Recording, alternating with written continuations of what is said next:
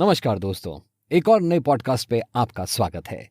आज हम dividends discuss करने वाले हैं, in particular a type of dividend known as preferred dividends. चलिए let's dive right into it.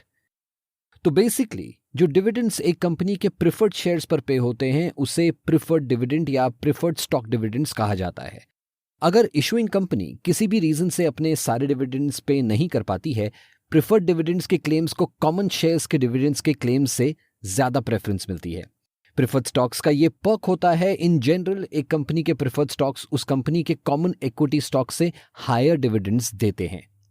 Preferred dividends एक प्रेफर्ड स्टॉक के फेस वैल्यू और डिविडेंड रेट के बेसिस पर इशू किए जाते हैं, जैसे कि 10% of face value of stock every quarter.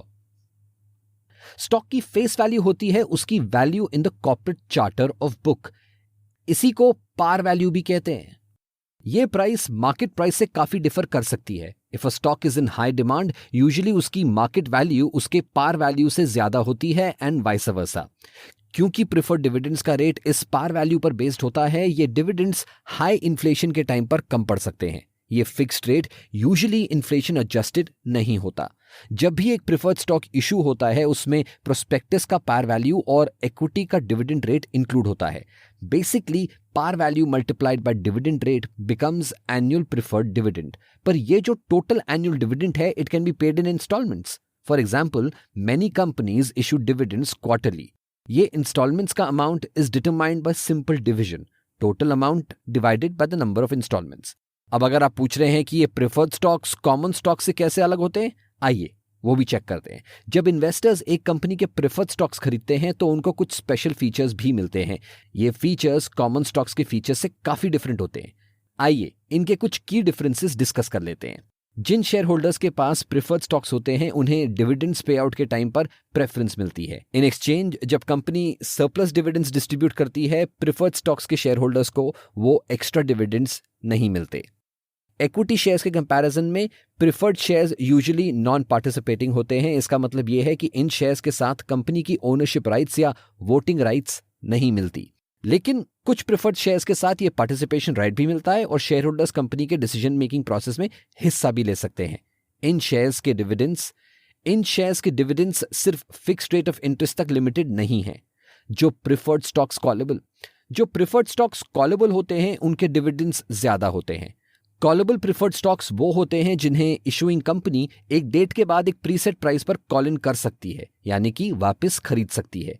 ऐसे में investors might compromise long term security but get preferential payment of dividends.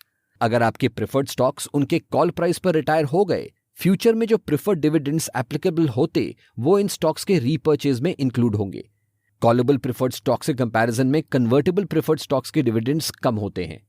Convertible preferred stocks को इन्वेस्टर्स कभी भी कॉमन शेयर्स में कन्वर्ट कर सकते हैं। आइए एक एग्जांपल देख लेते हैं to understand how preferred dividends work. Let's consider the case of a very successful e-commerce company that was planning to expand. इस एक्सपेंशन का cost around 1 crore rupees estimate किया गया। To raise this the company needed to attract investors. ये करने के लिए दो options थे, या तो फ्रेश प्रेफर्ड स्टॉक्स इशू किए जाएं that give investors preferred dividends, या फिर और ट्रेडिशनल स्टॉक्स इशू किए जाएं। ट्रेडिशनल स्टॉक का ड्रॉबैक है कि ये कंपनी की ओनरशिप डाइल्यूट करती है। The cost of capital because of such ownership becomes very high. अगर वो और प्रेफर्ड स्टॉक्स इशू करते हैं, कॉस्ट ऑफ कैपिटल कम रहता है और ओनरशिप भी शेयर नहीं होती। Preferred stocks are also appealing to investors. Company के बोर्ड ने प्रेफर्ड स्टॉक इशू करने का डिसीजन लिया। With fixed annual preferred dividends, earnings का पार्ट जो डिविडेंड्स पे करने में यूज होता है वो सेव होगा। With fixed annual preferred dividends, earnings का पार्ट जो dividends पे करने में यूज होता है वो सेव होगा। कंपनी को ये कॉन्फिडेंस रहा कि ये fixed dividend amount to be paid can be managed well after the expansion generates more revenue. So basically preferred dividends मिलते हैं प्रिफर्ड स्टॉक होल्डर्स को। इन शेयर होल्डर्स को डिविडेंड पेमेंट्स में प्रायोरिटी मिलती है, बट ओनरशिप या पार्टिसिपेशन नहीं। आज के पॉडकास्ट में फिलहाल इतना ही, पर आपकी पार्टिसिपेशन यहां खत्म नहीं होती। www.angelbroking.com पे जाइए और जानिए और ट्रेडिंग के बारे में।